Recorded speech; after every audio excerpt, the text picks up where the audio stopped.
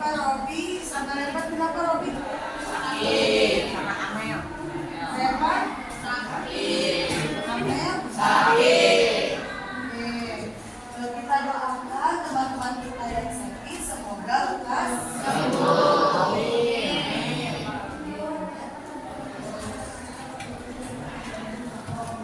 Nah, sebelum memulai pembelajaran kali ini, Ibu mau menanyakan dulu keyakinan kelas yang sudah kita buat.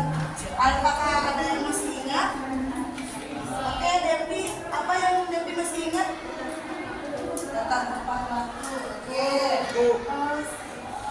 Kemudian yang memperhatikan guru dan teman sedang menjelaskan. Wendy? Tidak menurut teman. Boleh menurut teman.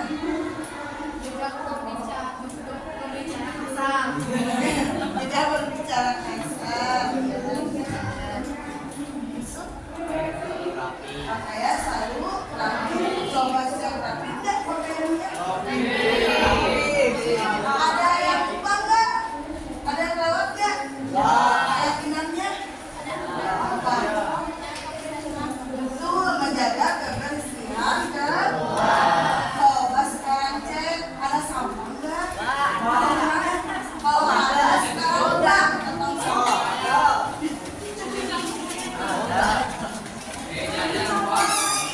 Kalau ada sekarang tadi siapa?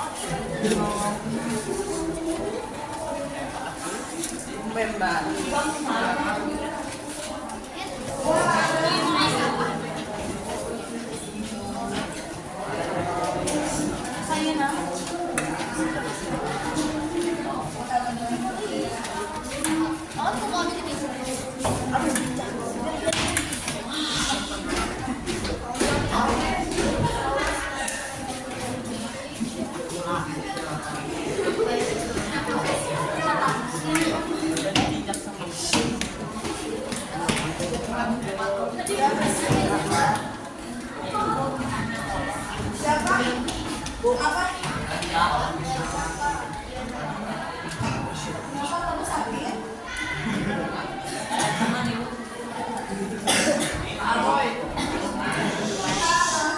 Bermain ya. Tapi sebelumnya Ibu mau tanya dulu, masih ingat nggak salam metriknya Ika? Oh, Ibu bilang salam metrik sangat menyenangkan dan menarik. Ya, masih ingat ya? Baik. Kita bermain tepuk-tepuk dulu.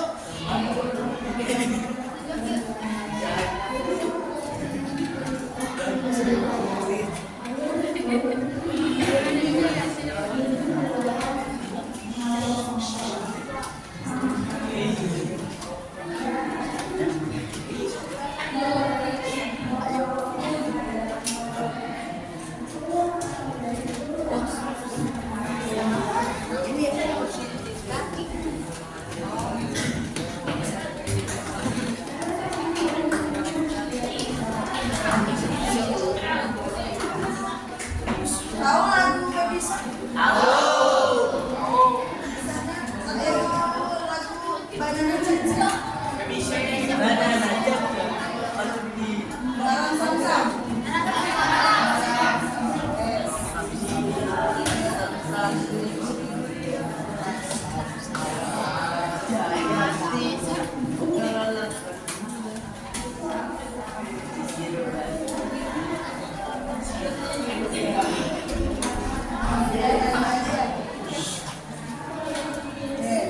Sekarang semuanya berdiri dulu ya.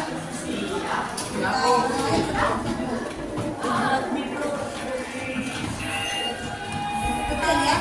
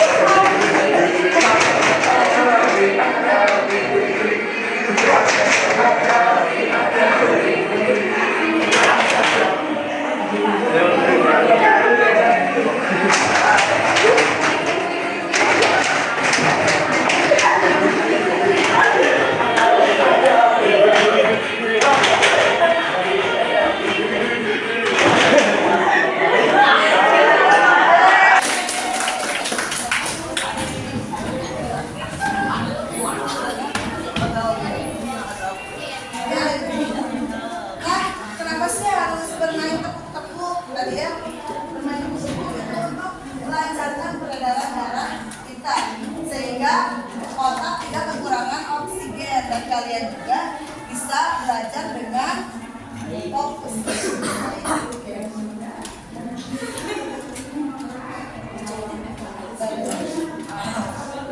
Ya, sekarang ibu mau bertanya dulu nih sama kalian.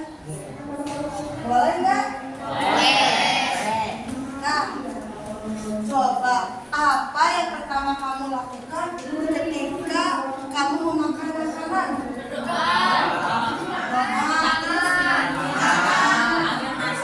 Mengambil nasi, mengambil piring, sendok, mengunyah, kemana itu maksudnya? Langsung ke sini.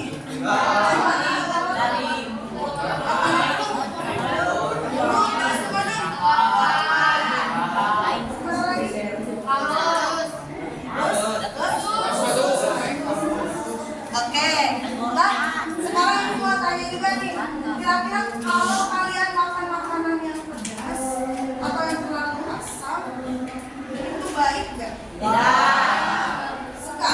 Suka. Nah itu baik nggak buat kesehatan?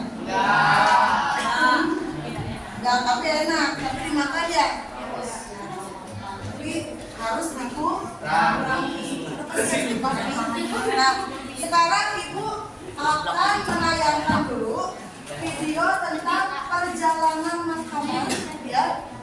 Nanti kalian lihat, nanti ibu minta kalian untuk beberapa orang untuk menjelaskan tentang perjalanan.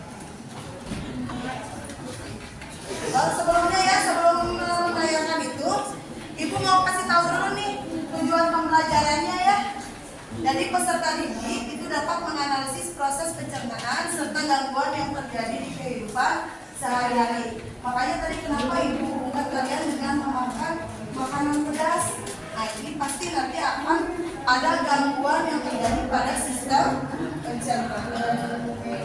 Nah, kita lihat dulu proses perjalanan makanan. Oke, nantikan ya.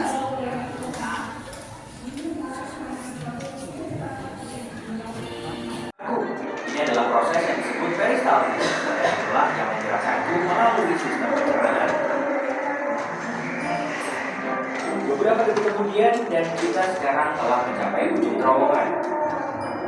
Ada otot yang terbuka di sini untuk membiarkan makanan masuk ke lambung dan memindahnya keluar kembali ke esofagus. Ini agak mirip dengan petugas keamanan. Aku hanya seorang turis di sini. Mbak, tolong izinkan aku masuk. Sorry. Aku sudah melewati katup dan masuk ke perut. Itu mengingatkanku pada kantong dan izinkan aku mencoba dinding itu. Wah, itu dinding yang kuat, semuanya otot. Sebenarnya aku tidak terkejut. Perut menampung, mencampur, dan menggiling makanan menjadi bubur. Jadi itu harus cukup kuat. Sejujurnya, ini tantangan terlalu. Ya ampun, apa itu? Aduh, panas sekali. Panas. Aku harus keluar dari asam perut ini. Jika tidak, aku akan menjadi cairan atau pasta seperti roti lapis Turki itu. Tidak apa-apa, aku sudah bersiap. Aku membawa perangkat kecil yang sangat berguna dan akan melindungi ibu dalam gelembung pelindung. Makanan biasanya tidak memiliki ini, tapi aku punya koneksi. Itu rahasia. Aku hanya perlu menekan tombol ini. Siap. Sekarang aku bisa terus berbicara dengan sepanjang jalan. Alih-alih berubah menjadi jeli anggur. Pada bagian berikutnya, usus kecil. Organ berliku yang ada di kaki ini terdiri dari 3 bagian. Saat aku bilang panjang, serius. Jika kamu merentangkannya, yang tidak disarankan karena itu penuh dulu dan di dalam tubuh kamu akan mendapatkan tabung yang lebih dari 6 meter panjangnya. Ya, itu seperti jerapah dan semua dimasukkan ke tubuhmu. Harus kuakui, cukup hangat di sini. Hampir seperti resort tropis, tapi di lautan. Apa tuh? Oh iya, aku terlindungi dalam gelembung kecil. Jangan khawatir. Apa itu sangat penting untuk mencerna lemak dan mengeluarkan semua kotoran dari darah. Jadi, bersyukurlah hatimu menghasilkannya. Pankreas sudah membantu proses dengan beberapa enzim baik dan bisa yang terlihat seperti buah pir di sana. Itu atau empedu. Itu terletak di bawah hati dan menyimpan empedu di dalamnya sampai saat yang tepat datang. Astaga, benda ini benar-benar milik karya. Aku agak pusing karena tikungan dan belokan, tak bisa kembali sekarang. Ini khusus yang berkontraksi ini terus mendorong ke depan. Sepertinya aku sudah berada di bagian akhir dari usus kecil dan terus ke langkah selanjutnya dari perjalananku. Usus besar juga dikenal sebagai kolon. Itu adalah tabung berotot yang panjangnya 1,5 sampai 2 meter. Tunggu dulu. Aku tidak sendirian. Aku dukung. Mereka mendekat. Itu setelah dan mereka yang keluar dari Paradis. Ini agak mirip dengan tugas kawan. Masuk ke lampu. Aku hanya seorang murid di sini. Pak, tolong bersihkan aku. Ori, aku sudah membawa takut dan masuk ke perut. Itu mengingatkanku pada kantor dan izinkan aku mencoba itu.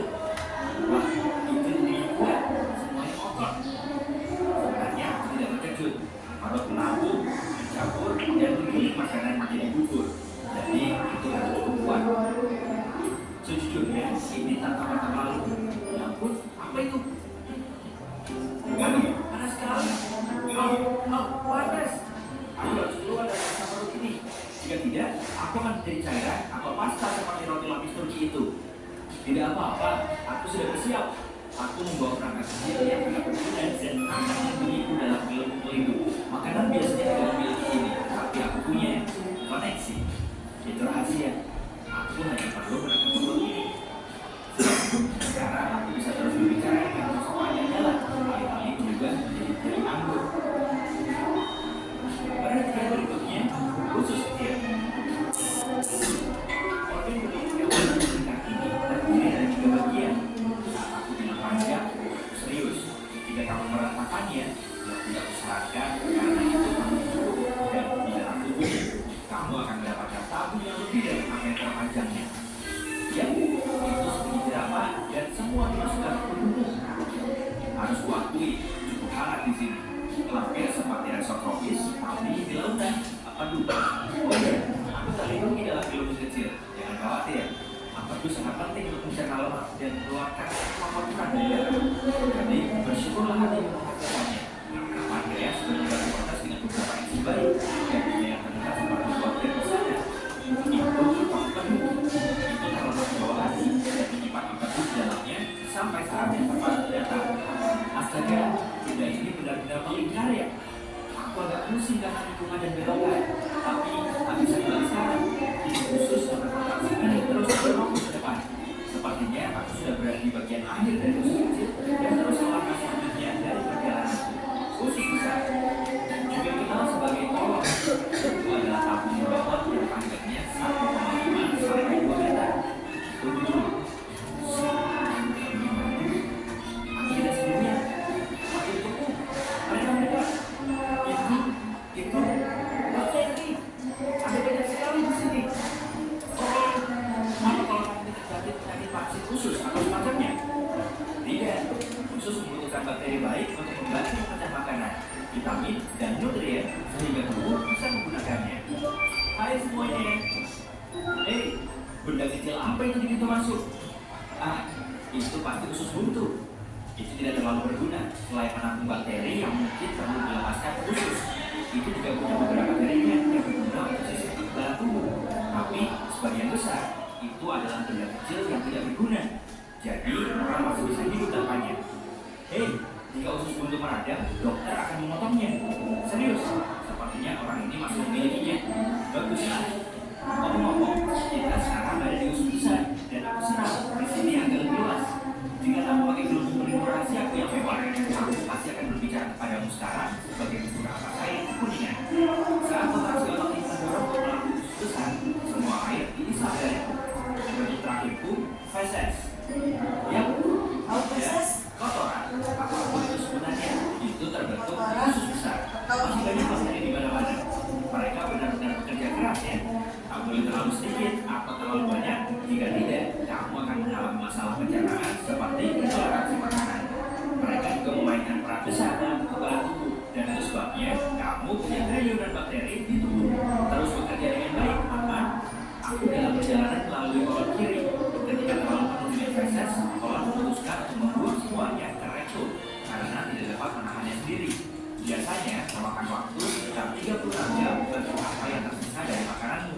Tidak banyak sekarang, hanya ampas untuk Tapi aku sudah mempercepat perjalanan ini karena ada hal lain yang harus dilakukan. Jadi, mari kita menuju rektum. Meluncur.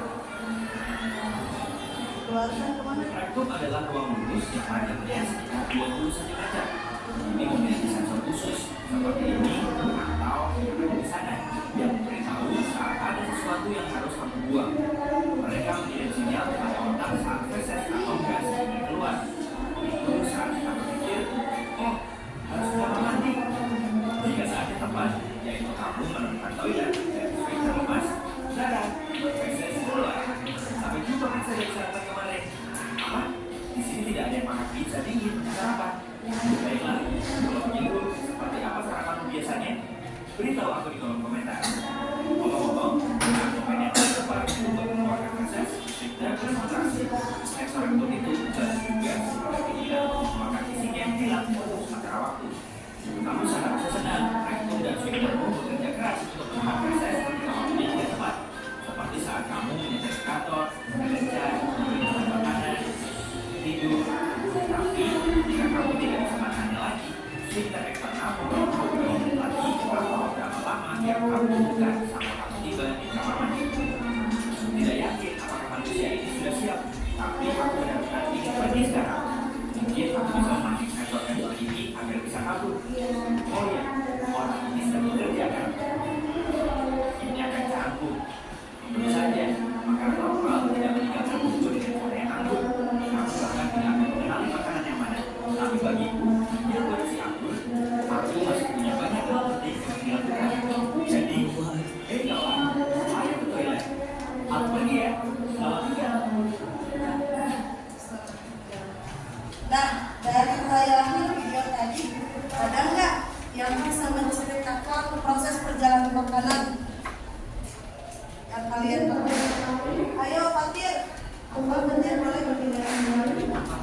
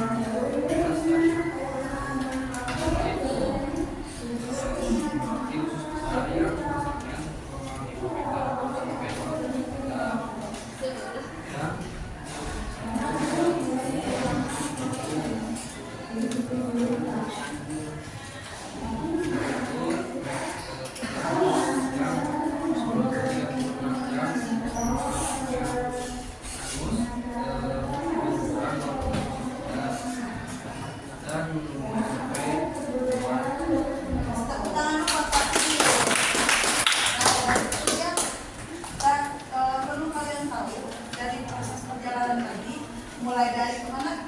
Mulut, kerongkongan, kemudian ke lambung, usus halus, usus besar dan anus. Sehingga yang dikeluarkan atau yang dihasilkan adalah apa? Feses atau apa? Kotoran atau enak. Nah, sekarang kenapa sih kalian harus tahu proses perjalanan ini? Karena yang akan dibahas sekarang itu tentang sistem pencernaan pada manusia. Jadi sistem pencernaan pada manusia.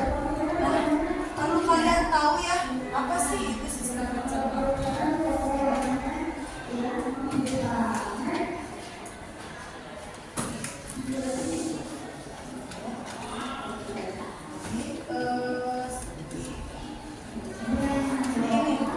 Sistem pencernaan itu apa sih? Sistem organ yang bertanggung jawab untuk mencerna makanan.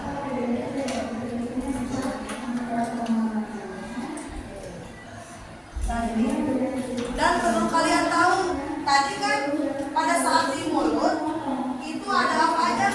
Ada organ pencernaan, Karena sistem pencernaan ini dibedakan berdasarkan dua ya, ada sistem pencernaan secara mekanik ya, dan sistem pencernaan secara kimiawi. Nah, kalau mekanik itu sistem pencernaan yang dibantu oleh organ pencernaan. Kalau sistem pencernaan kimiawi itu yang dibantu oleh enzim. Nah, tadi enzim itu apa? Air hujan tadi ya. Kalau selama 1 tahun berapa banyak? Ya, berapa? Nah, sekarang Ibu ini perlu kalian tahu dulu. Ini komponen utama sistem pencernaan. Sistem pencernaan ini terdiri dari organ utama dan tambahan. Jadi ini organ utamanya, ya. Ini organ tambahannya. Nah, sebelum berlanjut, Ibu mau ngasih dulu kalian